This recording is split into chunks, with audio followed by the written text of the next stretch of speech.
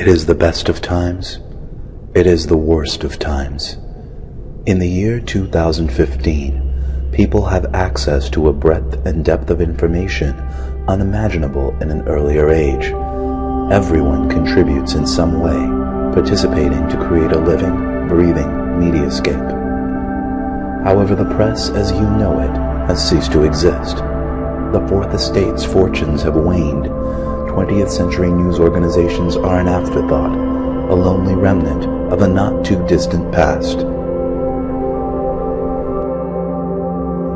The road to 2015 began in the late 20th century. In 1989, Tim Berners-Lee, a computer scientist at the CERN Particle Physics Laboratory in Switzerland, invents the World Wide Web. Amazon.com is founded in 1994.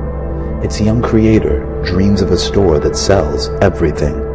Amazon's model, which will come to set the standard for internet sales, is built on automated, personalized recommendations, a store that can make suggestions. In 1998, two Stanford programmers unleash Google. Their algorithm echoes the logic of Amazon. It treats links as recommendations, and from that foundation powers the world's fastest and most effective search engine. In 1999, a dot-com startup named Pyra Labs unveils Blogger, a personal publishing tool.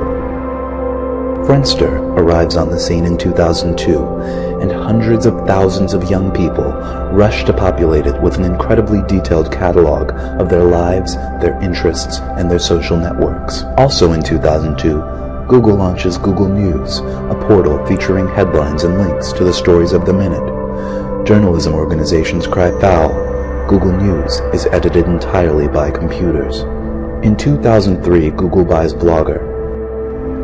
2004 would be remembered as the year that everything began. Reason magazine sends subscribers an issue with a satellite photo of their houses on the cover and information custom-tailored to each subscriber inside. Google unveils Gmail with a gigabyte of free space for every user. Microsoft launches NewsBot, a social news filter.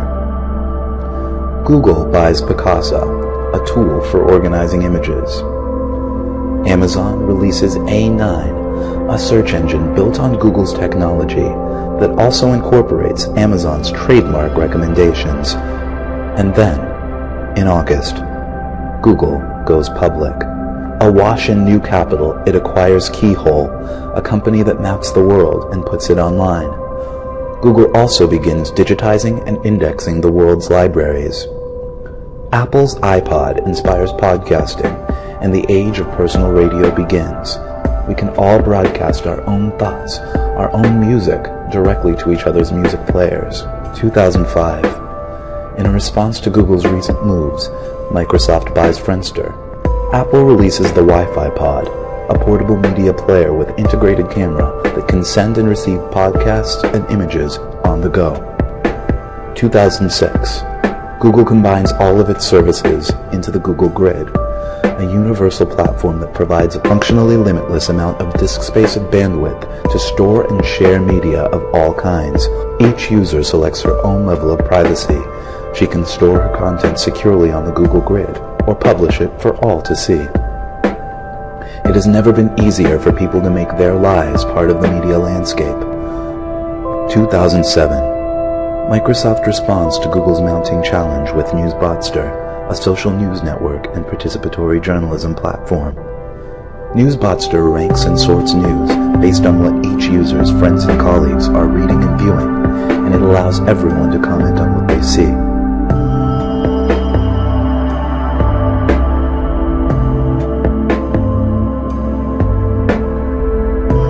2008 sees the alliance that will challenge Microsoft's ambitions. Google and Amazon join forces, forming Google's On. Google supplies the Google Grid, an unparalleled search technology. Amazon supplies a social recommendation engine and its huge commercial infrastructure. Together, they use their detailed knowledge of every user's social network, demographics, buying habits, and reading interests to provide total customization of content and advertising. This year, the New York Times switches to a paid subscription model online.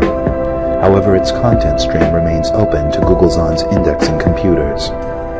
The news wars of 2010 are notable for the fact that no actual news organizations take part. Google's and Microsoft face off, enhancing their services week by week.